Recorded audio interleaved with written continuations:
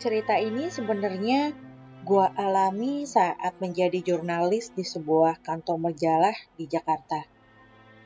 Saat itu, yang namanya media cetak pasti punya deadline yang cukup padat. Dan hal itu membuat gua harus lembur untuk menyelesaikan kerjaan gua itu hari itu juga.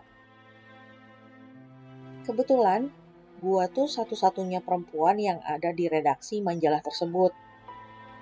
Sebenarnya gua dan dua orang lainnya nih tidak lembur terlalu malam kok.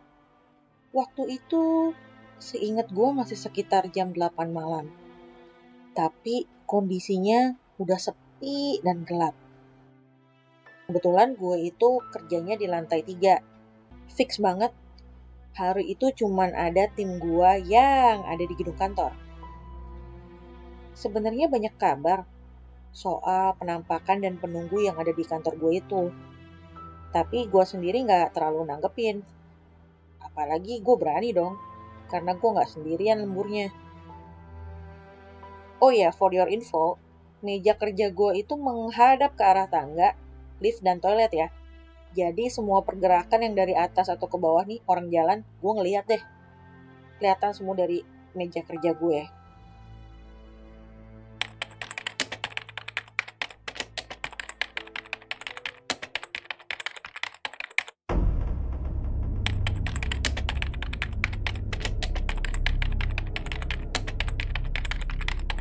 Saat gue lagi serius nih nyelesain tugas, lagi ngetik, tiba-tiba gue kebelet kencing. Tentunya gue gak berpikir macem-macem dong, dan langsung pergi aja ke toilet perempuan. Nah, toilet di kantor kan gak terlalu besar tuh. Cuma ada 2 bilik di dalamnya dan ada wastafel juga. Pintunya terbuat dari kayu yang udah lama nih, jadi berat-berat gitu. Kalau kamu masuk atau keluar tuh kedengeran deh suaranya grek gitu.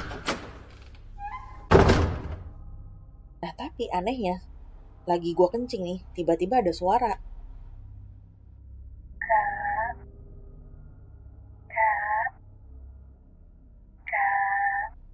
Gue gak ngejawab dong, karena siapa tahu itu bukan gue yang dipanggil.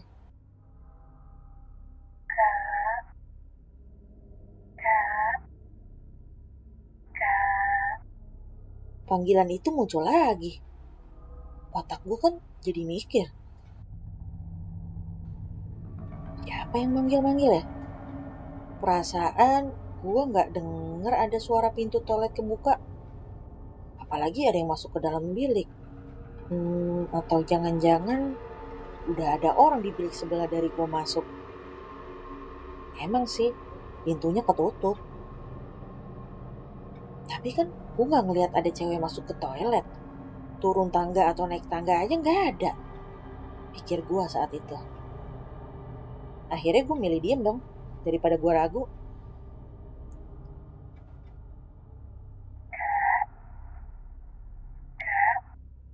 Kakak yang di sebelah. Waduh, gue ini yang dipanggil. Udah deh, gue jawab aja. Iya. Belum pulang, Kak? Tanya suara misterius itu. Belum. Jawabku seadanya. Masih hujan di luar? Tanyanya.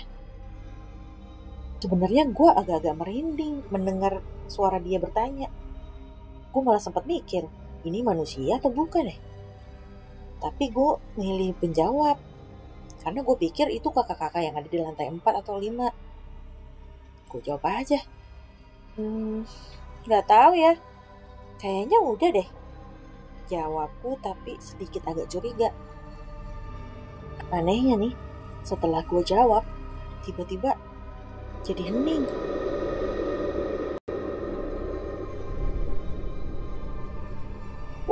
Gue jadi deg-degan kan, perasaan gak enak. Gue pun buru-buru nyelesain urusan di kamar mandi deh tuh. Gila, deg-degan banget. Terus tiba-tiba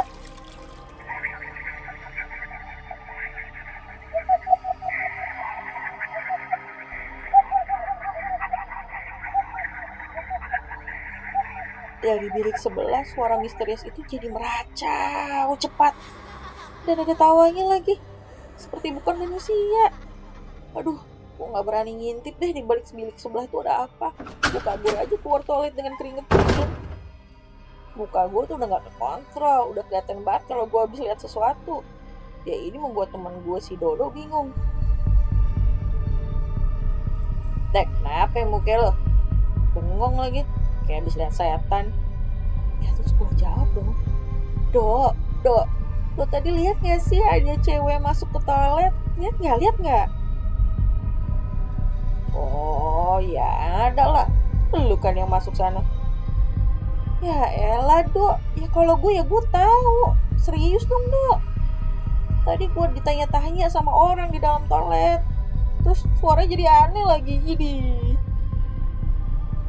Ya elah, masa gue gak serius? Gue cuma lihat lo yang masuk deh Kak.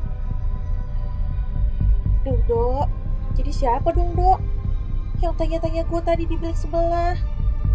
Ya dalam mana gue tahu, kan lu yang ditanya. Setan kali. Daripada lo penasaran, kita tungguin aja dah yang keluar. Akhirnya gue dan Dodo pantengin pintu toilet perempuan. 15 menit berlalu, gue gak lihat ada yang keluar. Ya kali ada yang lama banget di dalam kamar mandi. Oke, gue tunggu lagi 15 menit.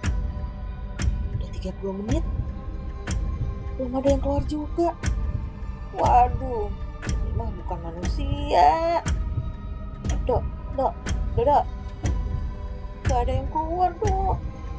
Itu gue yakin bukan orang deh. Gue balik aja deh ke rumah. Ya dek. Gue juga ikutan deh, ngeri juga gue.